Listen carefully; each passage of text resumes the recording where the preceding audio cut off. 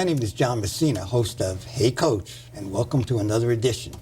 Here we have a special guest, and we're going to review the high school football seasons. Somebody that I have known for over 20 years, Lenny Jankowski, who's the athletic director and football coach, and has done a tremendous job at Vero Beach. Welcome, Len. Thanks, John. Good to be here. And you got a lot of ties to St. Lucie County, Sure right? do. If you want to go through your background a little bit. Yeah, well, I grew up in St. Lucie County and was lucky enough to grow up in the area, and obviously have gotten to know a lot of people, friends, and you know, guys in the business, and so it's been a lot of fun. It's, you know, obviously got my start in teaching and coaching in St. Lucie County at John Carroll High School. I went to 11 years of public school and ended up transferring to John Carroll my senior year, and was lucky enough, or unlucky enough, to play against you actually when you were coaching down at Miami Pace. So we've got a long history together. That's and right. It's a pleasure to be here on your show. Great.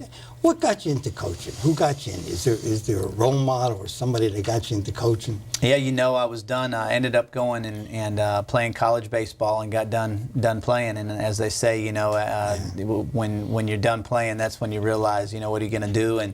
And I ran into one of my old high school coaches, and Rick Dixon. A lot Yes. of probably the viewers remember Coach Dixon, and he's one of the guys that was very influential in not just my athletic career, but in my personal life as well. And so I ran into him, and I got my degree, started my degree in education, and then ended up changing and majored in business. So he said, I thought you were going to get into coaching, and the conversation, you know, led into, you know, why don't you go see what it takes to get certified. Ended up getting certified to teach math, and was a math teacher for 10 years, and coached baseball and football those years, and since then, I've been an athletic director now, I guess, for the last 12 or 13 years, and also the head football coach. So it's been a lot of fun. Been a head football coach now for 18 years, I guess, and anytime I say that, it makes me feel really old. And you've also been a baseball coach. And I've been a head baseball coach as well. So it's a lot of fun, and that's really all I know. I don't know how you do it being an athletic director and a football coach. I did it for a number of years down at Pace, and I was a baseball coach. I know one thing we got in common. We had my former secretary, is your former secretary, Candy Konjorski. She's my current secretary. She's your current secretary. Don't get her out of there yet. No. She's your current secretary. But, you know, people don't realize what a great job the athletic secretaries do. And of course, Candy and all the other ones in the area. I mean, I remember when we were hosting the state baseball tournament, you know, for a number of years, about 6 or 7 years ago, I was so consumed with that from like April on. Candy ran the show and didn't miss a beat, probably was a little bit better. And I know she does a great job because she understands the athletic part. Right, and there are so very few people on any campus that understands the day-to-day job, Right. and that includes everybody. I mean, the administration's busy running the day-to-day operations from a school standpoint, and athletics is such a unique creature, and I'm so very fortunate to have Candy. I mean, and she makes it go for us, and we've got 49 sports teams. That's terrific. All of them do very well. We've got great coaches, and Candy is able to, she has that natural balance to know the job and be firm in the job. But yet the coaches enjoy dealing with her because she's, you know, very personable, and you know, it just has that unique balance. So she's a great catch for Vero Beach High School. She's been there now, I guess, going on her 3rd year, and we're very fortunate to have her. Right, and we put the plug in, so she'll take us out to dinner now. Oh, that's right, that's right. One thing I'm always impressed with Vero Beach, being a community-based school, how you build a program. And I always thought, and I was fortunate down at Pace, I thought we had a pretty good program down there. There's 2 important parts to building a program.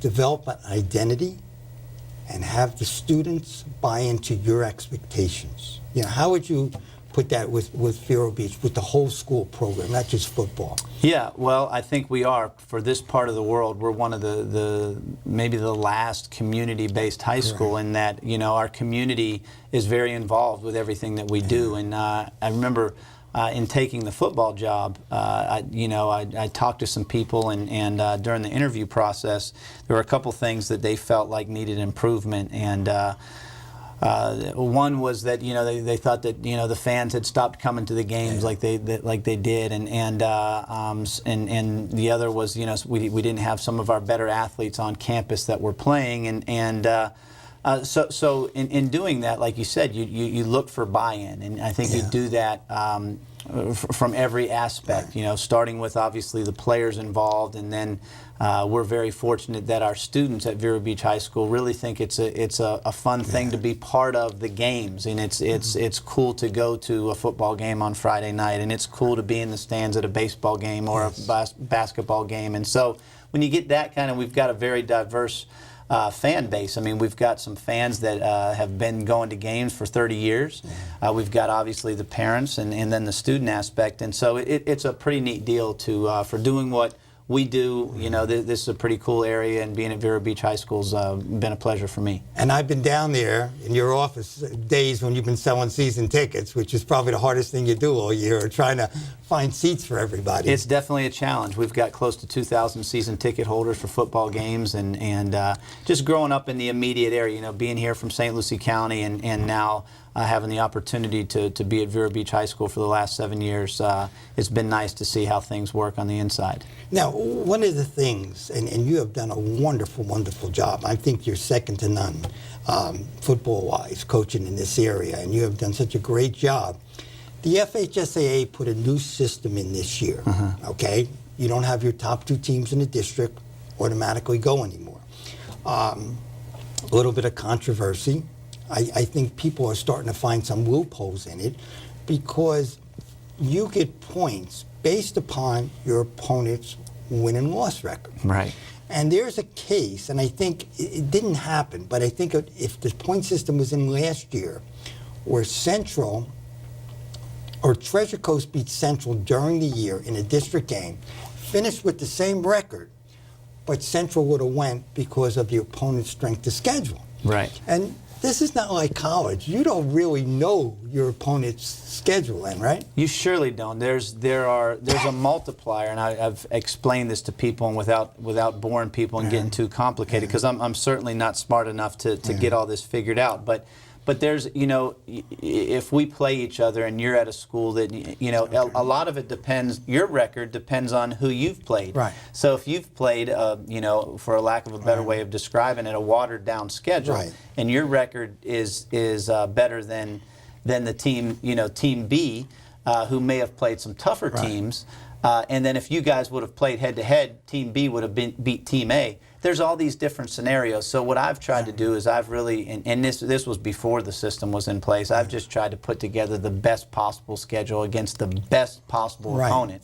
And in your mind as coaches, we know, typically strength of, what a team's supposed to be. But it's very, it's very difficult to predict, because year in and year out, teams change. Their talent level graduates, and so it's difficult to predict who's going to be the good teams year in and year out. And it's almost like, suppose you beat somebody in your area or in your classification during the year. Now, you can root for them to win every game after that. That helps you. But if they keep winning, could they possibly knock you out? Sure. See, because head-to-head, that's the one thing that I think they didn't have in there, is the head-to-head. That should really count. So say you beat School A during the year. Now, I'm going to root for School A because those points go up based upon their won-loss record. But boy, if School A starts winning, they could knock me out. Right. And then again, if you win your district, then you don't have a problem with it. But I think it's a unique system.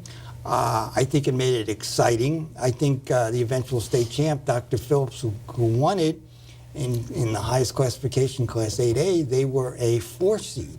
Is that correct? That's correct. So in our region, how they do that is they seed the region, and again, that's based on strength of schedule. But I think the who's who, recognized and realized that Dr. Phillips wasn't a true 4 seed, but that's how it all worked out based on the new point system. I agree. I think anytime you do anything new, there's going to be some loopholes.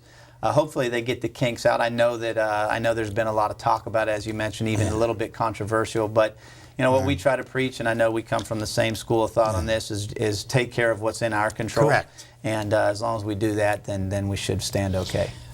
As a football coach in Florida, is there any changes that you would like to make? Any changes in the system, in the practice system? I know we're one of the few states that have spring football. Right. How do you feel about that? Well, I've always been a fan of spring football from this standpoint. I think it gives our players an opportunity to get seen by college coaches. Okay.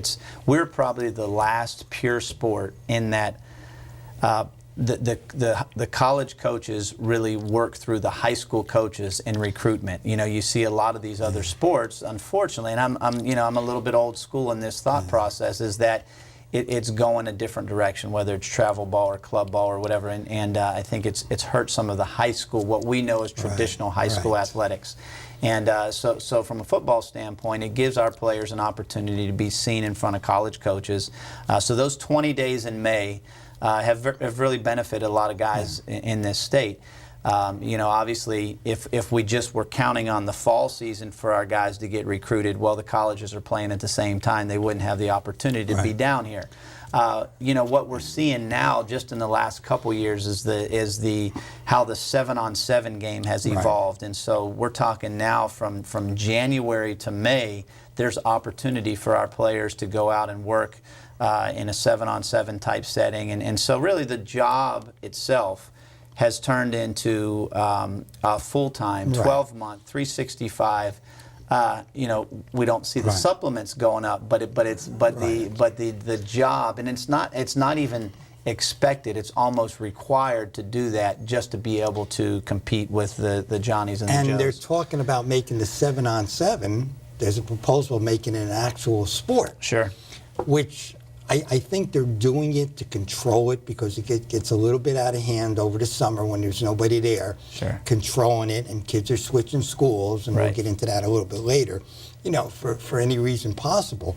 I had a good friend of mine that once told me, don't we have the sports seasons backwards? Okay. Football, we're playing in the warmest time of the year, right? Baseball, we're playing in the coldest time of the year when we start off. Right. And basketball's kind of mixed up. He was coming out, I know you can't do this because we have to go around the colleges, but baseball should come first. Or it's the spring sports, excuse me. So you're finishing up with pro baseball.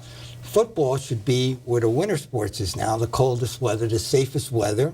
And then basketball in the spring, which you're inside a little bit. I know you can't do it, but it was a nice thought. Yeah, I mean, especially for being down here in Florida, when we're dealing with some of the heat elements in the summer and the early fall. But I don't know that you, as brilliant as you are, I don't know if you're going to be able to make that change. No.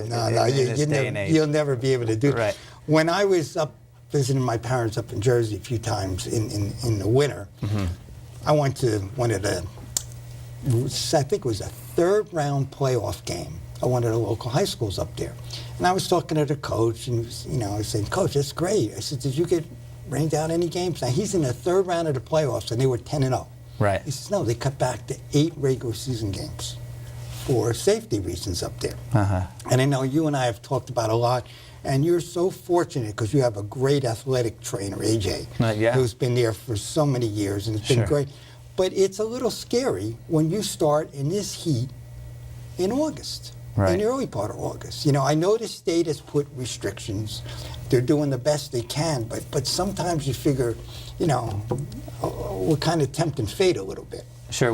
You and I have talked about this off the air, that what I think the best thing that we've done as high school coaches in this area is we've adjusted practice times to either go in the early morning, go later in the evening.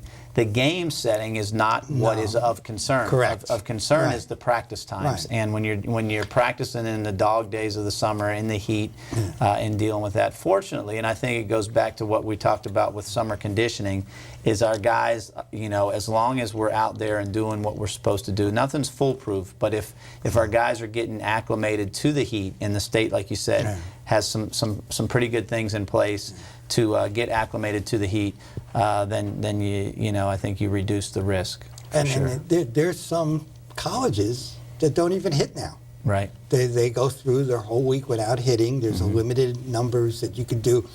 You know, the Junction Boys with Bear Bryant. Right. When he started, and the two-a-days are just about gone now. Yeah. And they're gone for good reasons, Sure. you know? Sure. And I think the medical advances that we have really helped. No doubt, no doubt. And we've been, you know, I'd like to think we're a little bit ahead of the curve in that the way our practices are set up. We haven't done, you know, full contact, you know, a bunch of full contact during the week. It's been very limited for probably the last 10 years that I've been involved. Just, you know, I've always been of the belief that I'd like to have my guys healthy on Friday night, and it's, you know, I've never really seen or witnessed a lack of physicality on Friday night if we cut back the hitting during the week. How much do you enjoy practice? I love practice. Okay, you know, you just answered my question. Yeah, I really do. Yeah. You know, you asked, you know, about the job of being the AD and the football coach. I think I don't know if it's my competitive juices or whatever. I really do enjoy the afternoons, and as whether it's work ethic or whatever, but we figure out ways to make it happen, and so that's always my most enjoyable part of the day. I love that, and you know, when I was coaching, I knew it was time to get out or time to retire and go into a different area of athletic administration when practice wasn't that lovable, and I really mean lovable. I watch a lot of Connecticut women's basketball because the coaching is just so terrific on it. And Coach Ariema has a saying: we don't practice until we get things right. We practice until we can't get it wrong. Right. Which I think is terrific. And if you make it competitive every practice. Right. And I know I had a few years ago I had Josh Schaefer on the show, and we were talking, and I think about 6 or 7 years ago, he got killed by Bradenton Manatee, right? In the playoffs, they lost by like 40-something points. Next year he came back and he beat them. Right. And he says, what did you do different? It's nothing. He says, I enjoyed it.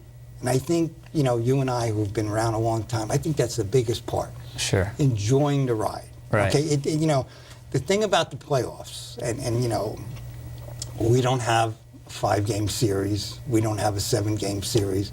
You lose, it's over. Yeah, it ends abruptly. It ends abruptly, and I think my hardest time was the next morning. What are you going to do? And then I said to myself, am I really enjoying it? So, you know, the first few times I went up to the state tournament, even though we won, I thought to myself, geez, I'm not really enjoying this. So I made sure that every time that we started to run, the playoffs and everything, we filmed it, we went out, we ate, we had fun, and you know, of course, we're going to try to win. You know, Right. I'll never forget. We were down at Pace, which is in Miami, one year, and we're getting on a bus to go to the game. This is way back. I think 85, 86. I'm dating myself. There's a knock on the door, and we're getting on the yellow school bus. We're going up to play at Leesburg, which is like about a 4-hour ride. That's when one of the schools would be the host. And I opened the door. It's Coach Shula, because the Dolphins training facility was at St. Thomas University, which was right next to it. And he says, Coach, can I talk to the kids for a minute? And he says, yeah. And he got on the bus. He says, so you guys are going up there to win and this and that? And, you know, we were fortunate enough to win, and he wrote us the nicest letter. He gave each kid a copy when we did it.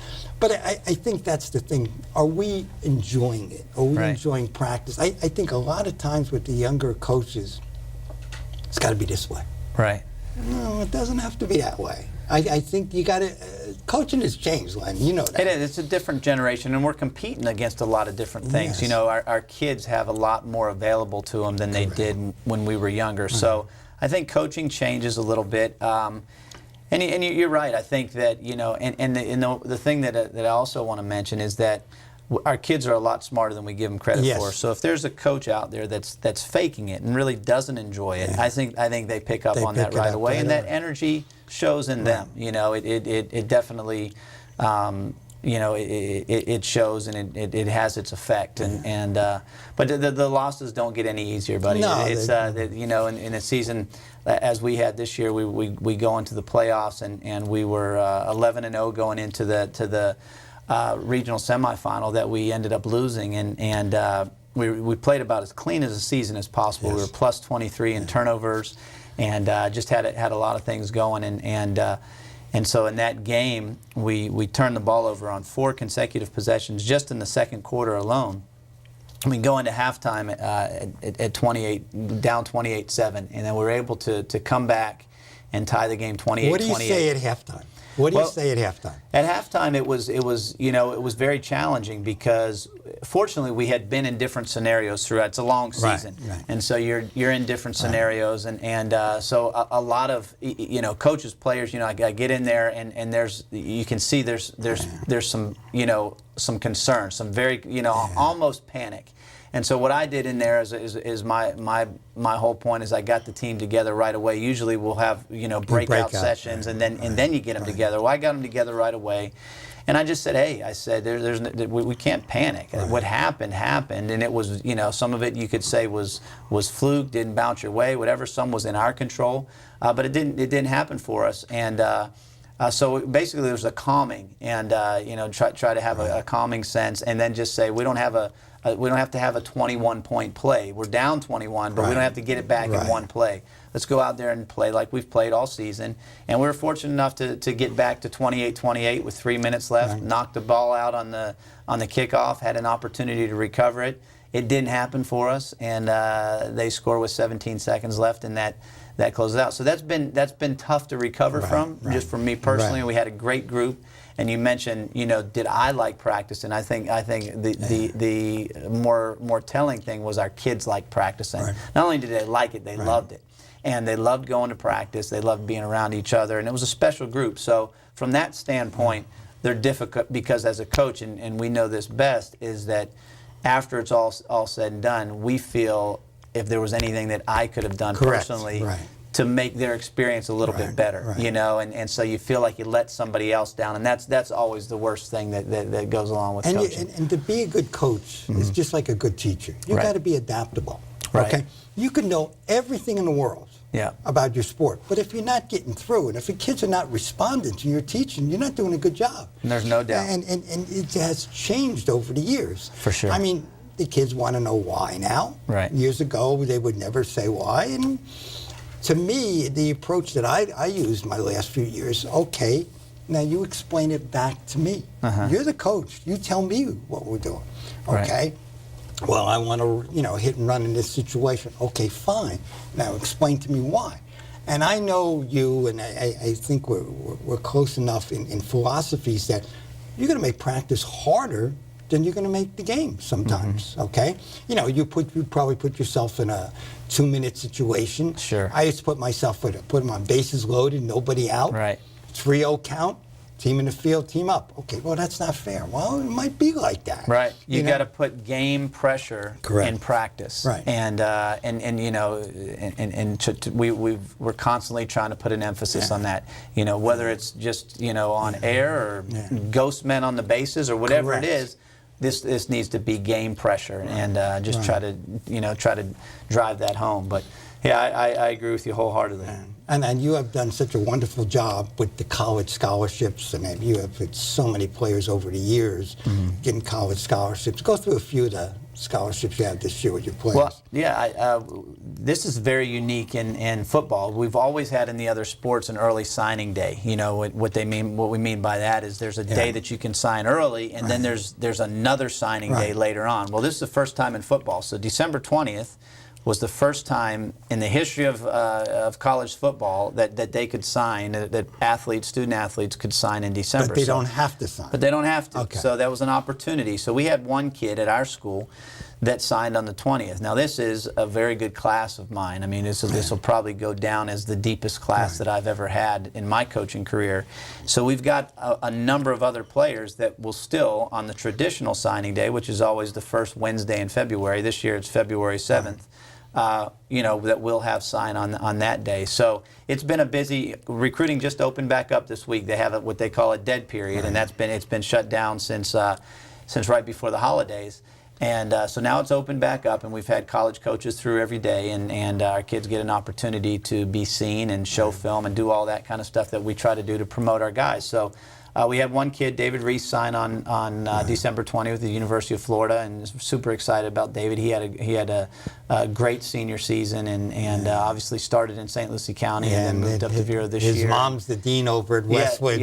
She's a great lady. Yeah, you awesome know, family, awesome great family. And his brother plays for Mississippi State, correct. So they'll have an opportunity to play against each other, which is a very cool story. And they could be lined up against each other. No doubt, yes. That would be worth the price of admission. Now, one thing I saw on TV today that kind of shocked me. Right. I don't get shocked too often. Okay, you know how much I hate this transfer rule in here with high schools. Right. Do you know that the NCAA is putting proposals to get rid of sitting out 1 year now that you're transferring? Well, I've seen some of that as well, and I think what's happening, it's obviously different, and we have so many similar philosophies. I'm a traditionalist when it comes to high school athletics as well. I'm not a big transfer fan, and I've benefited from it over the years where guys have come to school. I know that you have when you were down at Pace and different things, and I don't apologize for it, because I think that when you run a good program and people are attracted to it, and you do things the right way, I don't think that we as coaches should apologize. For whatever reason they're attracted to our school, whether that be the case. But for guys that aren't doing it the right way, I really have an issue with that. And the college game is so different in that there's so much movement with coaches. And so when there's styles of play and schematics involved, and so if you're a certain type of player and then your coach who recruited you to promised do something, you, I'm going to stay, and then he's out the next day. And so I understand that because to a degree, now we all say you're not making the decision on where you're going to school based on the coach. Make it on would you go to that school if the coach wasn't there and the program wasn't what it. But at the end of the day, they're student athletes, but they also have the dream of not just getting to the next level, but maybe even possibly the level after that. So. So you understand it to a degree, because the coaches, at the end of the day, they're doing what's right for themselves. And you only have, once that clock starts ticking, you've got 5 years to play for. So, those years are getting away from you. And as the rule stands right now, if you're at a Division I school and you transfer to another Division I school, you lose a year of eligibility. So. So we'll see how it goes down. There's always proposals. We just don't know how they're going to end up. It seemed like this one was going to go through, which can make it very interesting. They have the graduate transfer now, that if you graduate and you still have a year of eligibility left, you can go to another school. Sure. Okay. And do you know the time is going by that quick? Is that right? I told you it was going quick. But well, I always enjoy talking to you. We need to get together more often. We absolutely do. I know you got a tough job. You got to go back and do a game tonight? I do. We've got wrestling and 3 basketball games going on at the same time. Unbelievable. So, but I really appreciate you, and I know you're a credited profession. You've been a good friend over the years, and I always wish you the good luck. And I'm always here if you need me. No, that's right. We want to thank everybody, and welcome to another edition of Hey Coach.